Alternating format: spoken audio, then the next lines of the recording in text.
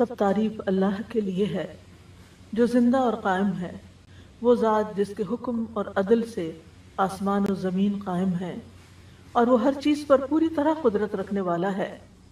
اللہ کے سوا کوئی معبود نہیں، وہ اکیلا ہے۔ اس کی ربوبیت، اس کی الوہیت یعنی اس کے رب ہونے، اس کے الہ ہونے اور اس کے اسماء و صفات میں اس کا کوئی شریک نہیں، اس کے مثل کوئی چیز نہیں، اور وہ خوب سننے والا، خوب جاننے والا ہے۔ اللہم صلی علی محمد وعلی آل محمد کما صلیت علی ابراہیم وعلی آل ابراہیم انک حمید مجید۔ اللہم بارک علی محمد وعلی آل محمد کما بارکت علی ابراہیم وعلی آل ابراہیم انک حمید مجید۔ آج ہم بیماری سے شفا کی دعائیں پارٹ 2 کریں گے۔ اس سلسلے میں آج کی آیت میں ارشاد باری تعالیٰ ہے، جو مصیبت بھی تمہیں زمین میں اور تمہاری جانوں میں پہنچتی ہے وہ ایک کتاب میں لکھی ہوئی ہے، اس سے پہلے کہ ہم اسے پیدا کریں۔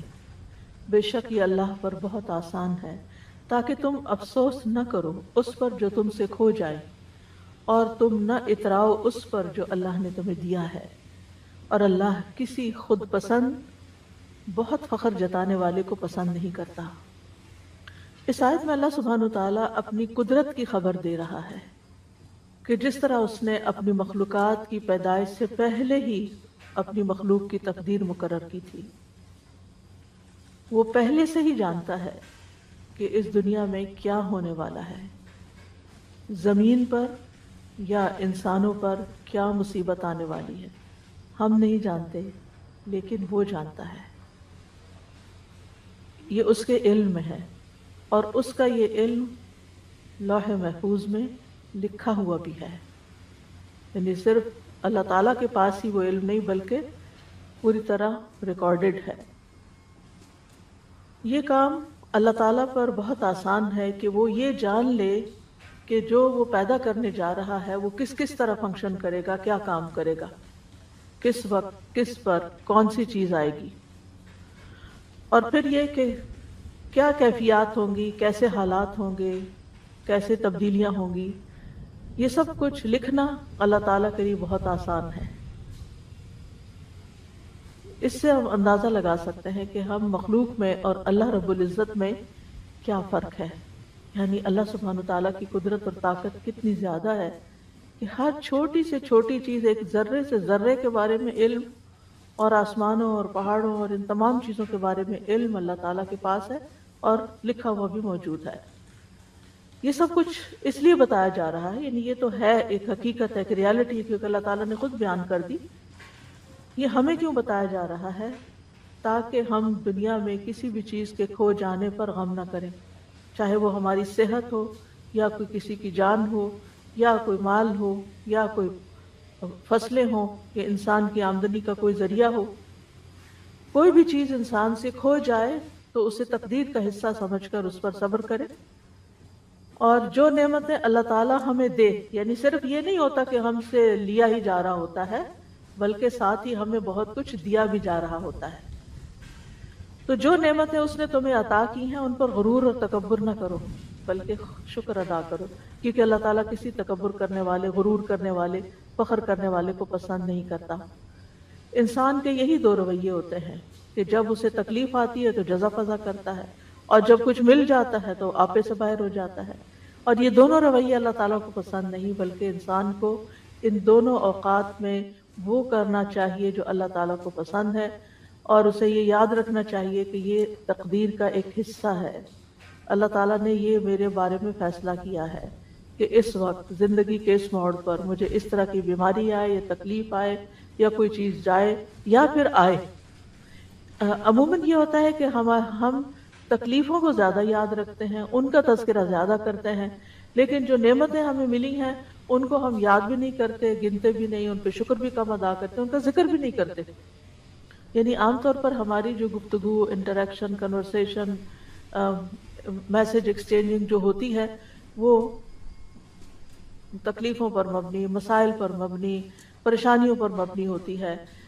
اس میں عام طور پر ان چیزوں کا زیادہ ذکر ہوتا ہے، لیکن زندگی میں ہم نے کیا اچیومنٹس کی، ہمیں اللہ تعالیٰ نے کن کن نعمتوں سے نوازا، کیا کیا ہم پر رحمتیں ہوئیں، کیسے کیسے ہمیں مواقع ملے، کیسی کیسی نعمتوں میں اس نے رکھا ہوا ہے، اس کا تذکرہ یا تو ہوتا نہیں، یا پھر ہوتا ہے تو فخر اور غرور کے انداز میں ہوتا ہے، اپنا کارنامہ بتایا جاتا ہے، اور یا پھر اس کے ذریعے دوسروں پر برتری جتائی جاتی ہے، جبکہ شکر ادا کم ہی کیا جاتا ہے۔ تو اللہ تعالیٰ فرما رہے ہیں ما اصاب من مصیبت فی الارض، کوئی نہیں پہنچتی کوئی بھی مصیبت جو زمین کو پہنچتی۔ زمین پر کون کون سی مصیبتیں آتی ہیں؟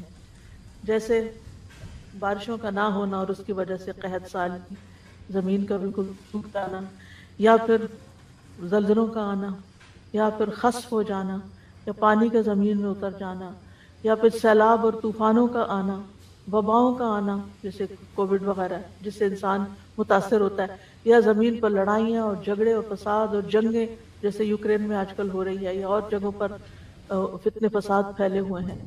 تو یہ سب کچھ اللہ تعالیٰ کے علم ازلی میں تھا، یعنی شروع سے ہی اللہ تعالیٰ کو پتا تھا کہ میں اس زمین پر انسان کو پیدا کروں گا اور ان کی مختلف چیزوں سے آزمائش کروں گا، اور یہ چیزیں زمین پر ہوں گی۔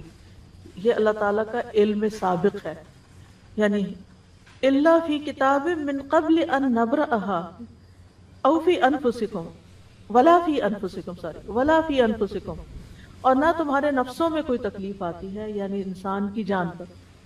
تو صحت کے سلسلے میں یہ آیت میں نے اس لیے اختیار کی ہے کہ ہم یہ جانیں کہ ہم جو بیمار ہوتے ہیں، ہمیں کسی قسم کی جو تکلیف آتی ہے، جو ہم پر کوئی مصیبت آتی ہے نفس پر، یعنی چاہے وہ نفسیاتی تکلیف ہو، جو روحانی ہو، کوئی جسمانی ہو، ذہنی ہو، کسی بھی قسم کی کوئی کرب اور بے چینی اور انگزائٹی اور ڈپریشن اور کوئی بھی چیز جو انسان کے اوپر وارد ہوتا ہے، یا کسی چیز کے کھو جانے سے انسان کو جو تکلیف اور پریشانی آتی ہے، یا اپنے کسی پیارے کے اوپر جو دکھ تکلیف آتا ہے اس کی وجہ سے جو تکلیف لاحق ہوتی ہے، یہ سب کی سب، یا پھر یہ کہ انسان کہیں سے گر جاتا ہے، یا پھر چوٹ لگ جاتی ہے، یا پھسل جاتا ہے، یا کسی وبا کا شکار ہو جاتا ہے، یا انسان کے جسم میں کسی قسم کا کوئی اضطراب، حتیٰ کہ کوئی خارش ہوتی ہے، یا پھر کسی طرح کی کوئی چبھن سی ہو جاتی ہے، یا کوئی پین شروع ہو جاتی ہے،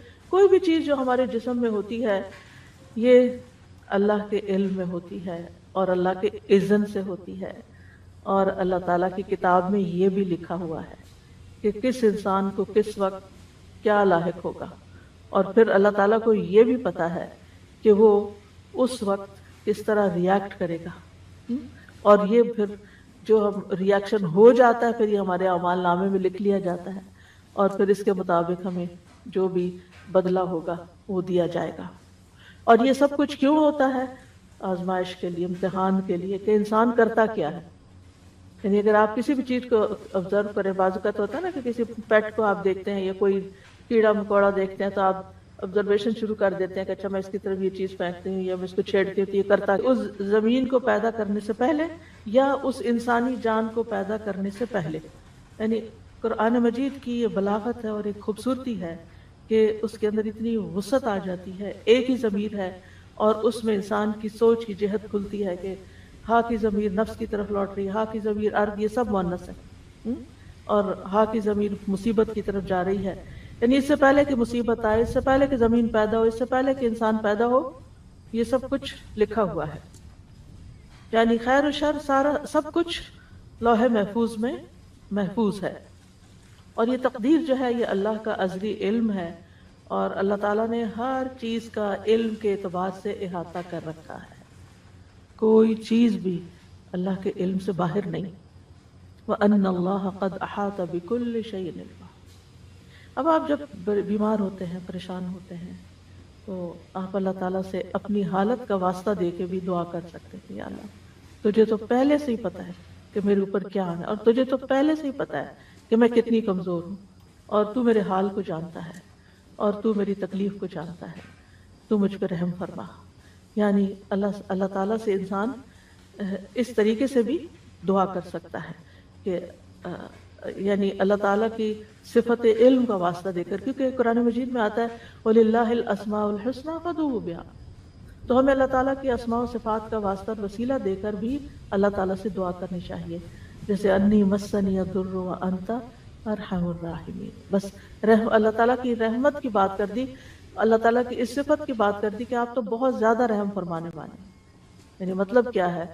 یعنی اگر کسی کو کہا جائے آپ تو بہت سخی ہیں تو اس کا کیا مطلب ہے کہنے کا؟ یہ تعریف کوئی کیوں کر رہا ہے کسی کی؟ تاکہ وہ اپنی سخاوت کا اظہار کرے. تو اسی طرح اللہ تعالیٰ سے ہم یعنی اللہ تعالیٰ کی صفت رحمت کا جب ذکر کرتے ہیں تو اس کا مطلب یہ ہے کہ آپ تو اس کے مالک ہیں اور آپ کر سکتے ہیں. تو یہ چیز اگر انسان اللہ تعالیٰ کے بارے میں سوچے تو ہر چیز کو جانتا ہے، ہر چیز پر.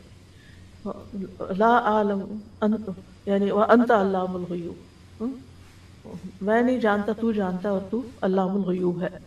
قیامت تک جو کچھ ہونے والا ہے، جب سے پیدا ہوا جب تک ختم ہوگا، سب کچھ اس کے علم ہے. وَكُلَّ شَيْءٍ أَحْصَيْنَاهُ فِي إِمَامٍ مُبِينٍ، ایک واضح کتاب میں، ایک کھلے رجسٹر میں ریکارڈ رکھا ہوا ہے. اور حدیث سے پتہ چلتا ہے کہ آسمان و زمین کی تخلیق سے 50,000 سال پہلے مخلوقات کی تقدیر لکھی گئی. اب آپ سوچئے ان چیزوں پر جب آپ ایمان لے آتے ہیں، تقدیر پر ایمان لاتے ہیں، اور تقدیر پر ایمان لانا ضروری ہے. نبی صلی اللہ علیہ وسلم نے فرمایا ہر چیز کی ایک حقیقت ہوتی ہے اور کوئی شخص اس وقت تک ایمان کی حقیقت کو نہیں پہنچ سکتا جب تک اسے یقین نہ ہو جائے کہ اسے جو چیز پہنچی ہے وہ اس سے خطا نہیں ہو سکتی تھی، اور جو چیز خطا ہو گئی ہے اس سے وہ اسے پہنچ نہیں سکتی تھی.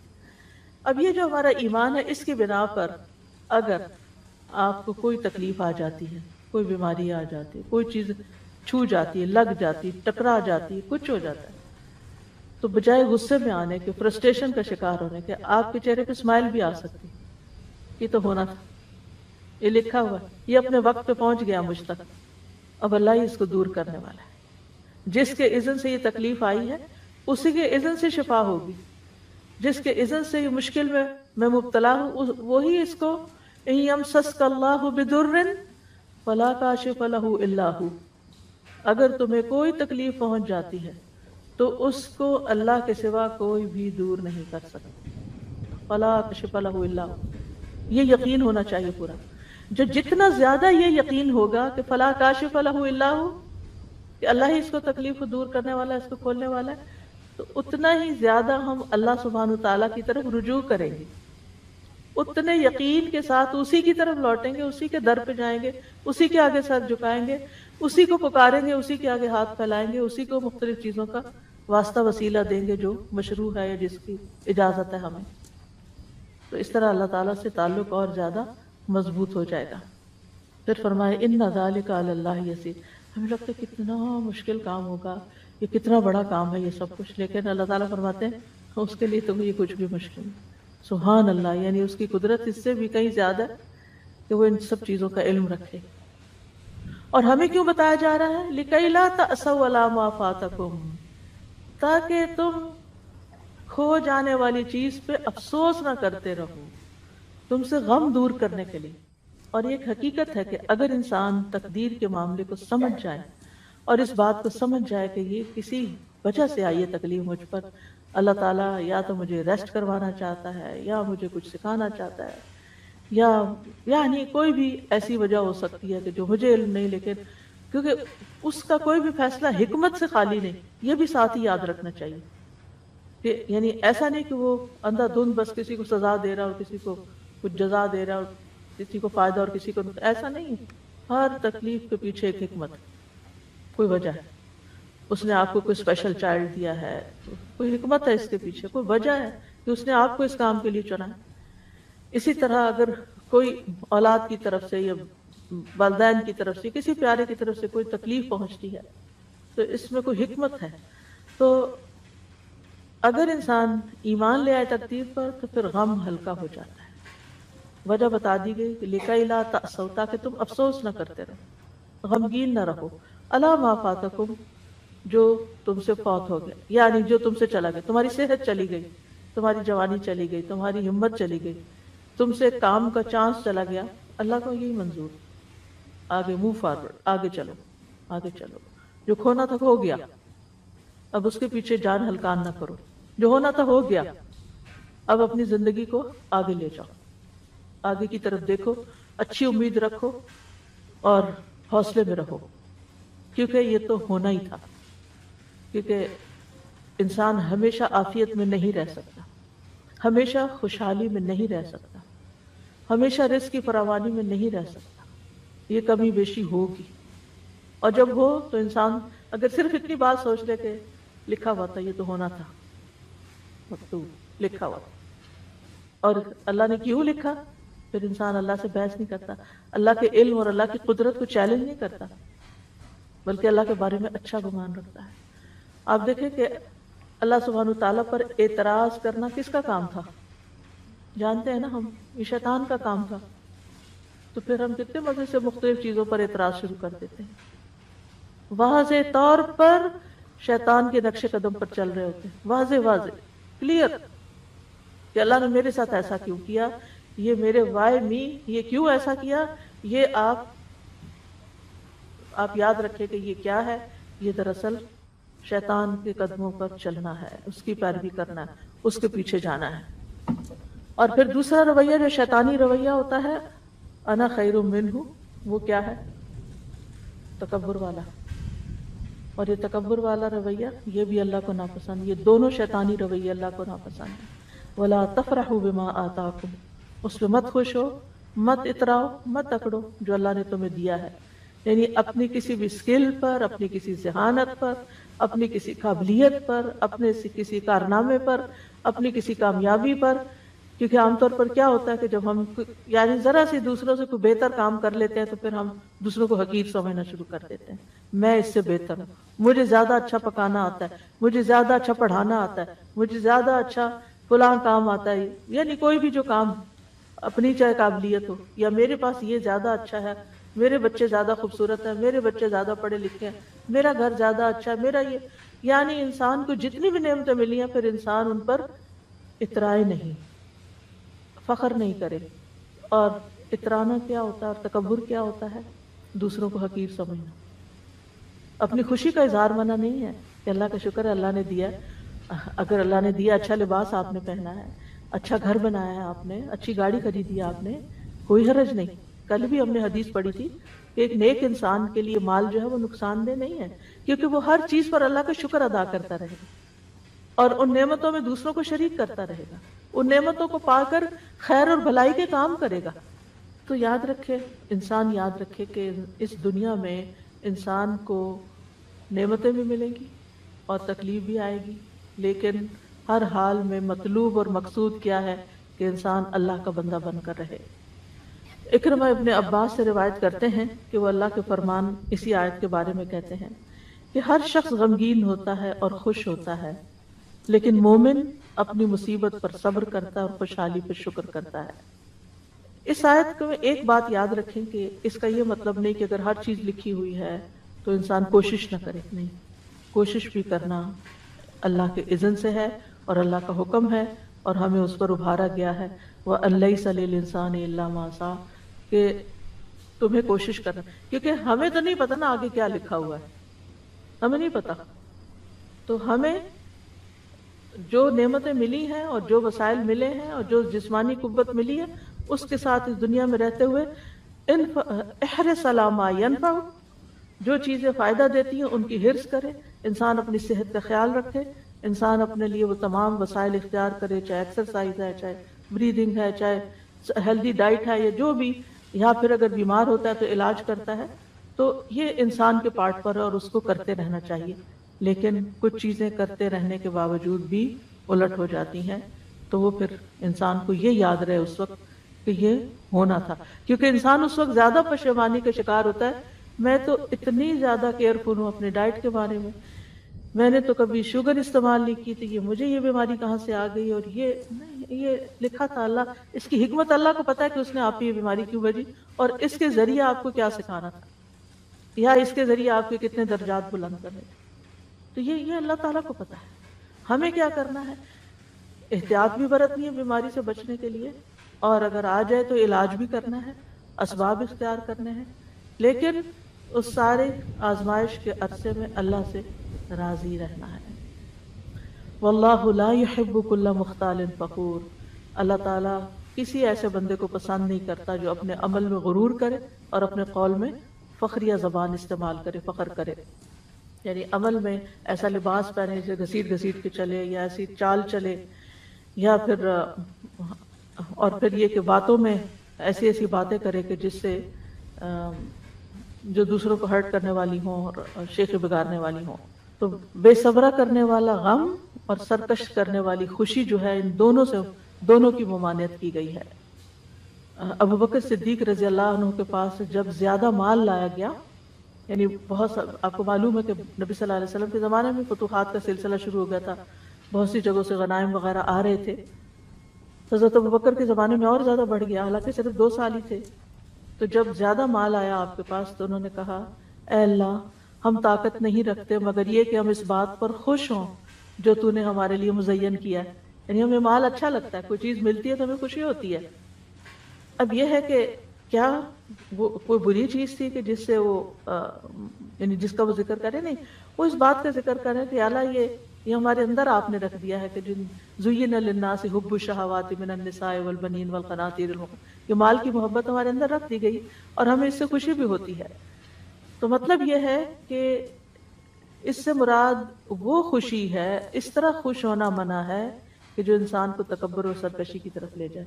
ورنہ مال کے ملنے پر، نعمت کے ملنے پر، اپنی پسند کی چیز ملنے پر انسان کو کبھی بھی غمگین نہیں ہونا چاہیے بلکہ خوش ہونا چاہیے.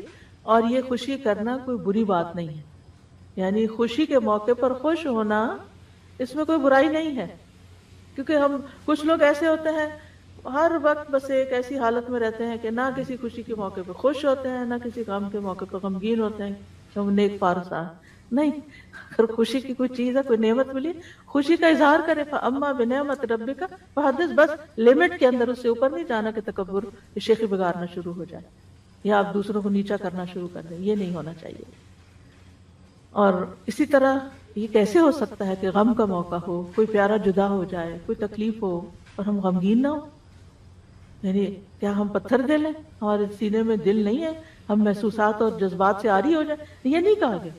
ہم غمگین بھی ہوں، ہمیں اجازت ہے غم کرنے کی، ہم غمگین ہوں، ہمیں اجازت ہے آنسو بہانے کی، لیکن حد سے باہر نہیں نکلنا، منہ سے کچھ نہیں نکالنا، اونچی آواز سے نہیں رونا، کوئی شکوہ شکایت نہیں کرنی اللہ تعالیٰ سے. اسی طرح بیماری ہے، بیماری میں تکلیف ہے، کوئی پین ہے، کوئی ایسی چیز آ گئی ہے کہ جو ڈاکٹرز کہتے ہیں علاج ہی کوئی نہیں ہے، بس اب آگے کی تیاری کرو. تو ایسے میں بھی مایوسی نہیں، غم ہے، مایوس نہیں ہونا. تو آپ دیکھیں کہ اللہ کے انبیاء جو ہیں وہ تکلیف کے موقع پر تکلیف محسوس کرتے ہیں لیکن اللہ ہی کو پکارتے ہیں. حضرت یعقوب علیہ السلام کو آپ دیکھیں کہ کتنے سال ایک تکلیف میں حضرت یوسف علیہ السلام کی جدائی میں مبتلا رہے، لیکن مایوس نہیں ہوئے ایک دن کے لیے بھی. جب بنیامین بھی وہاں رہ گئے تو کیا کہتے ہیں؟ امید ہے کہ میرا رب سب کو ہی لے آئے گا. سبحان اللہ. ایسے موقع پر سالوں سال گزر گئے یوسف علیہ السلام کو کھوئے ہوئے، اور دوسرا پیارا بیٹا بھی کھو گیا، یعنی چلا گیا ان کے نگاہوں کے سامنے سے. لیکن ان یأتینی بہ جمیعا، اللہ سب کو ہی لے آئے گا. یہ اتنی بڑی بات کون کہہ سکتا ہے؟ وہی جس کو اللہ کی ذات پر پورا بھروسہ ہو، وہ صرف حالات کو نہ دیکھ رہا ہو کہ نہیں میں تو میرا یہ اندازہ ہے، جو کچھ یہ ہو رہا ہے اس کا نتیجہ تو یہی نکلے گا.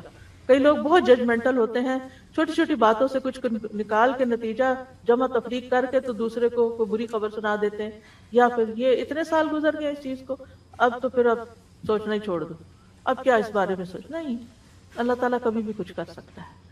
اور جب یوسف علیہ السلام کھوئے ہیں اور غم اپنی جگہ ہے، لیکن بچوں کو کہتے ہیں یا بنی اذهبوا فتحسسوا عن یوسف ولا تیأسوا من روح اللہ.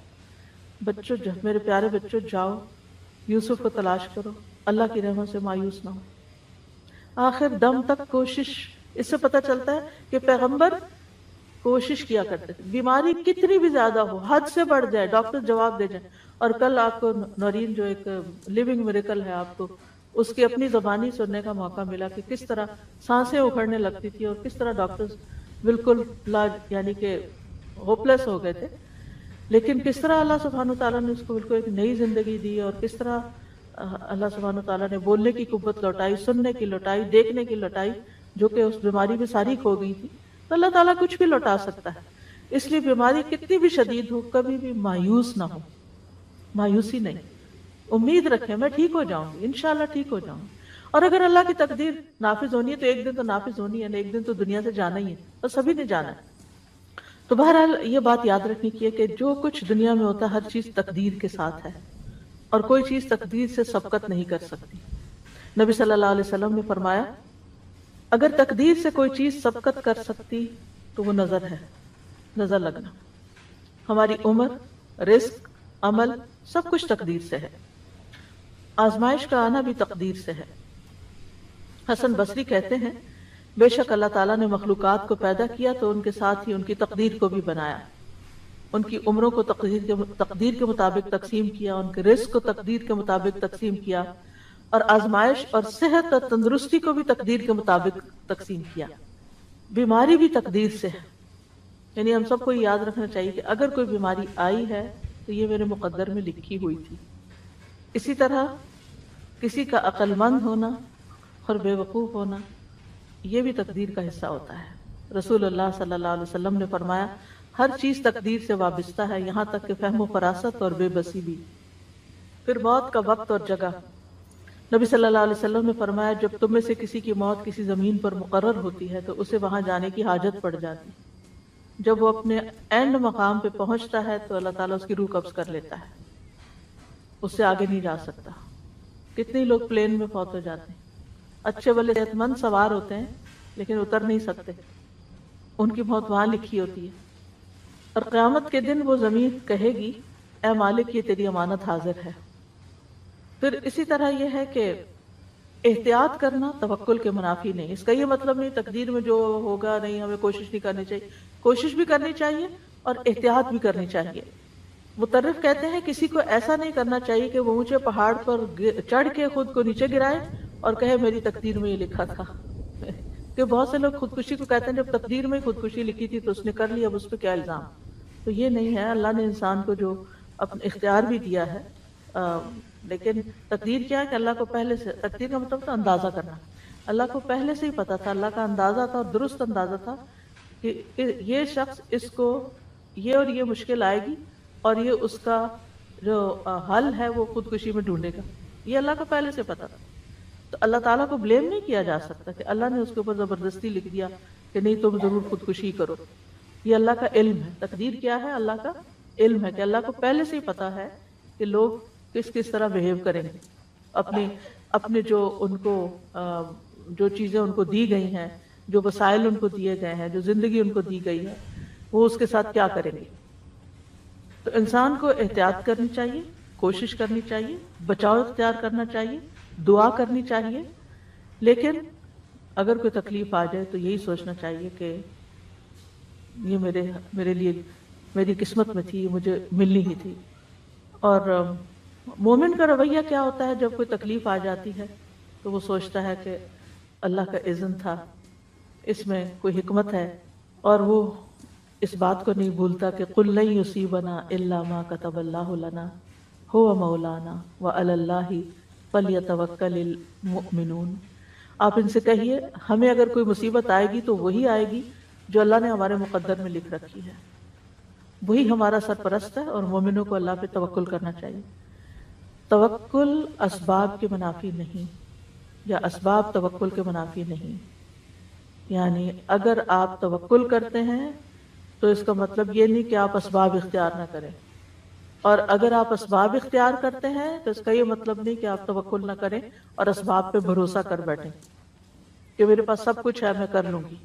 نہیں، اللہ کے اذن سے ہی ہوگا، میرا بھروسہ اللہ پہ، اللہ مجھ سے کروائے گا، میں کوشش کروں گی، کروائے گا اللہ۔ دوسری بات یہ، بیماری آ جائے، تکلیف آ جائے تو اللہ ہی کو پکاریں، فوراً دعا مانگیں، اس کی طرف رجوع کریں۔ اَمَّن يُجِيبُ الْمُضْطَرَّ إِذَا دَعَاهُ وَيَكْشِفُ السُّوءَ، بھلا کون ہے جو لاچار کی فریاد رسی کرتا ہے جب وہ اسے پکارتا ہے اور اس کی تکلیف کو دور کرتا ہے۔ پھر اسی طرح سورۃ الانعام میں آتا ہے وَإِن يَمْسَسْكَ اللَّهُ بِضُرٍّ فَلَا كَاشِفَ لَهُ إِلَّا هُوَ وَإِن يَمْسَسْكَ بِخَيْرٍ فَهُوَ عَلَى كُلِّ شَيْءٍ قَدِيرٌ۔ اور اگر اللہ تمہیں کوئی نقصان پہنچائے تو اس کے سوا اسے کوئی دور کرنے والا نہیں، تو پھر اس سے دعا کرنی چاہیے نا کہ وہ اسے دور کر دے.